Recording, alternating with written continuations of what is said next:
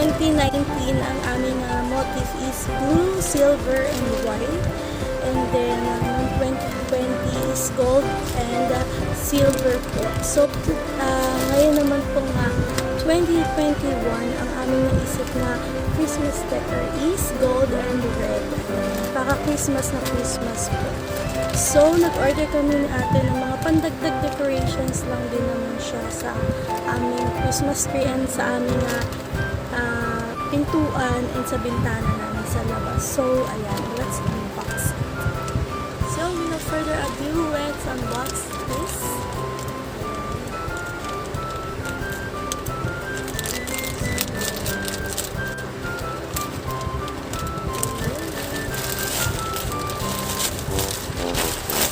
Naka-bubble wrap pa talaga siya.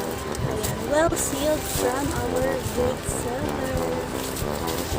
Try natin na dahan-dahanin lang natin, baka madali yung baka madali mismo yung Christmas decor.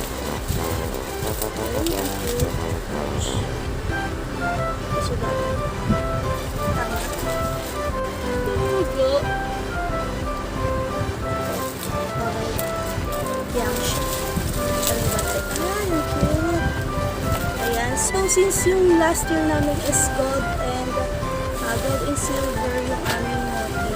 So, mostly, yung mga decors na natira namin last year, yun din ang gagamitin namin. Pero syempre, nagagamit pa rin natin na recycled, yes to recycled products tayo guys. Ayan, so ang pinili namin ni ate ngayon, mostly red, kasi ang dami nga ng gold namin. Kasi parang ginampak namin yung last year. Ayan, papakita ko na lang sa inyo yung pipin ko na lang sa video. Yung motif namin from 2019 para magka-idea kayo kung ano yung sinasabi ko. Sa akin, pagbulo talaga siya. Ayan. So, ito yung una. Ayan, bumili si ate ng mga butterfly, glittered butterflies. Ayan, so tingnan natin. Ayan, handle niya. So, since glitter na, magkakalat tayo. So, ayan yung unang decor. Ayan. Butterfly. Since yung umangkin namin, mahilig talaga sa butterfly. So, yan, pumili kami ng butterfly. So, i-attach lang siya para may pangkabit sa ating Christmas tree. Isa lang ilalabas ko guys kasi para pakilas na. So, ayan yung unang design ng dito. May nabili na kami na poinsettia last time. So, hindi ko na mapapakita yung poinsettia kasi naitabi ko na siya. Kasi i-design ko na to baka next week.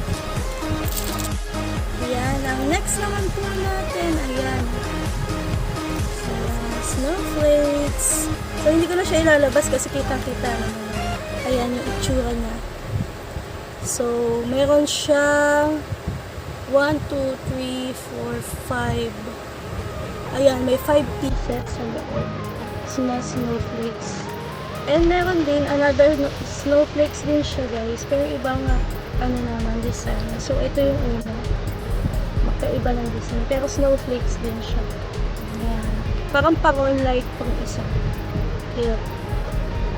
Ayan. And then, isa pang snowflakes. Ibang design ulit. Ayan. Ayan. So, ang last naman natin, ayan. Mga leaves. Ayan. Maganda kasi sa Christmas decor yung may nakakang na nakakagalit. So, ayan. Bumili siya ng nakakaba siya guys. Ayan, ang tip ng design. So, wala kaming gold na ganito. Pero, yung gold naman namin, ang bawi naman doon is mga may Christmas tree. May mga Christmas tree kami na ito. So, feeling ko mag-balance naman siya. Kahit na walang gold na dito. Kasi para magiging okay na. Kung pa rin yung gold na ganito. Or baka order din si ate. So, yan. So, ito yung topper natin for our Christmas tree. So, hindi na balak namin. Hindi pa na ribbon. Kasi parang sa dulo ng Christmas tree, may bonggang-bonggang ribbon siya na red and gold. Ayan. So, papakita ko na lang sa inyo yung parang idea. Parang gagayahan namin. Kasi nakita namin namin sa internet. So, ayan ang ating mga Christmas decors. 2 weeks later.